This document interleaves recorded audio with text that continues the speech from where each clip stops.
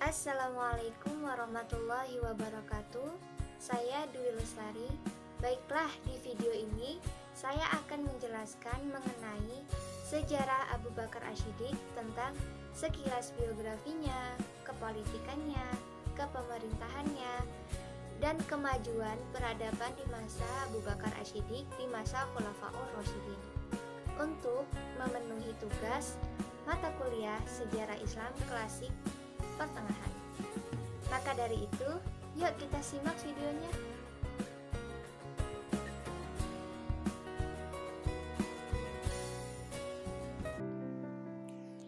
Abu Bakar Ash-Shiddiq adalah salah satu sahabat Nabi Muhammad SAW yang mempunyai nama lengkap Abdullah Abi Quhafah At-Tamimi.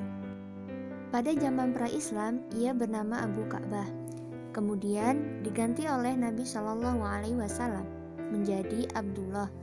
Beliau lahir pada tahun 573 Masehi dan wafat pada tanggal 23 Jumadil Akhir tahun 13 Hijriah, bertepatan dengan bulan Agustus 634 Masehi.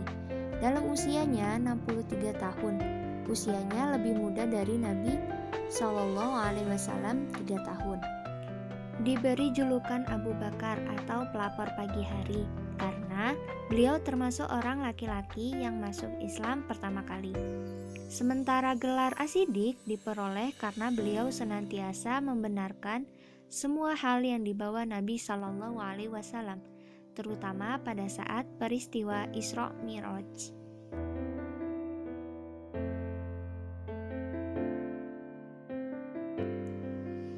Selama Rasulullah sakit, yang menggantikan imam sholat di masjid yaitu Abu Bakar yang ditunjuk langsung oleh Rasulullah.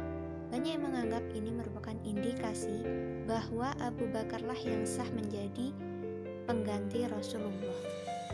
Setelah kematian Rasulullah, para pemuka kaum Ansor dan Muhajirin melakukan musyawarah di antara kalangannya yang bertempat di Madinah, yang akhirnya menunjukkan Abu Bakar sebagai pemimpin Islam atau Khalifah Islam setelah wafat Rasulullah.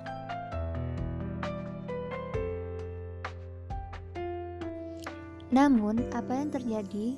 Keputusan tersebut menjadi sumber awal perdebatan, menunjukkan Abu Bakar menjadi Khalifah sangat kontroversial dan menjadi sumber perpecahan pertama dalam Islam, di mana umat Islam terbagi menjadi dua, yaitu Muslim Sunni dan Muslim Syiah.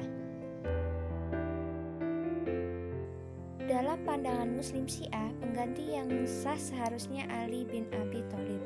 Berbeda dengan pandangan Muslim Sunni yang berpendapat bahwa Rasulullah menolak menunjuk penggantinya. Dengan kata lain, tidak ada pengganti. Kaum Sunni menyangkal pendapat kaum Syiah karena Rasulullah dalam hal kecil pun sangat diperhatikan, seperti sebelum dan sesudah makan, minum, tidur, dan lainnya. Tidak pernah meninggalkan umatnya tanpa hidayah dan bimbingan, apalagi masalah kepemimpinan untuk umatnya. Setelah kontroversial dan kebenaran mendapat masing-masing kaum, Ali sendiri menyetujui berbaiat terhadap penunjukan Abu Bakar menjadi khalifah.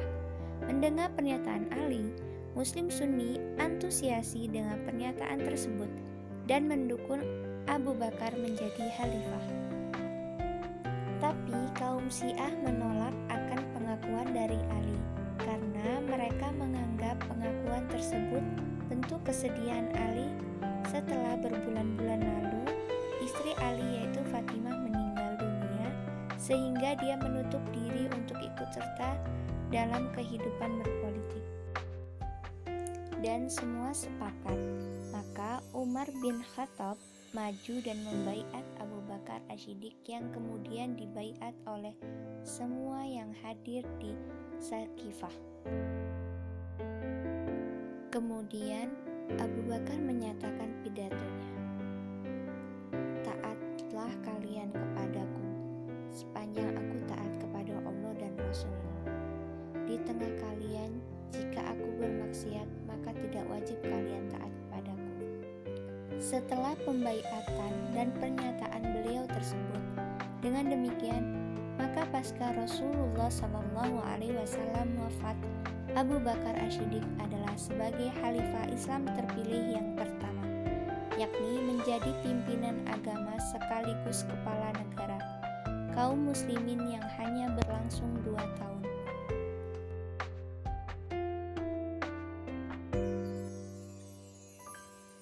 Abu Bakar menerima amanah menjadi khalifah ketika Islam dalam keadaan cukup terbilang banyak persoalan-persoalan di dalam negeri yang berasal dari kelompok murtad, nabi palsu, dan pembangkang zakat.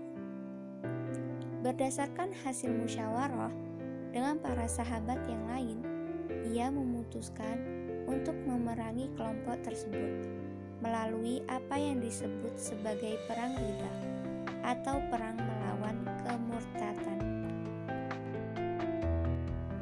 Setelah berhasil menyelesaikan urusan dalam negeri, Abu Bakar mulai melakukan ekspansi ke wilayah utara untuk menghadapi pasukan Romawi dan Persia yang selalu mengancam kedudukan umat Islam. Namun ia meninggal dunia sebelum misi ini selesai dilakukan. Peradaban yang berkembang pada masa pemerintahan Abu Bakar yang berlangsung selama 2 tahun 3 bulan, yaitu yang pertama, membudayakan musyawarah yang lebih demokratis dalam pemerintah dan masyarakat. Yang kedua, yaitu menumbuhkan loyalitas umat Islam dan tentara kepada pemerintah yang memberi dukungan atas semua kebijakan khalifah. Yang ketiga, membudayakan musyawarah dalam menyikapi setiap masalah yang timbul. Yang keempat, membangun pemerintah yang tertib di pusat dan di daerah. Yang kelima, membangun militer yang disiplin dan tangguh di medan tempur.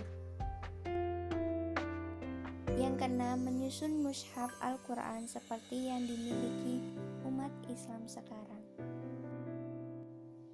Yang terakhir yaitu menyejahterakan rakyat secara adil dengan membangun Baitul Mal serta memperbudayakan zakat, infak, serta hadimah dan jizyah. Dengan demikian, selama pemerintahan Abu Bakar Asy-Siddiq, harta Bait al-Mal tidak pernah menumpuk dalam jangka waktu yang lama, karena langsung didistribusikan kepada seluruh kaum muslimin. Bahkan ketika Abu Bakar Asy-Siddiq wafat, hanya ditemukan 1 dirham dalam perbendaharaan negara. Seluruh kaum muslimin diberikan bagian yang sama dari hasil pendapatan negara. Baiklah, cukup sekian video dari saya. Apabila banyak kesalahan, kekurangan,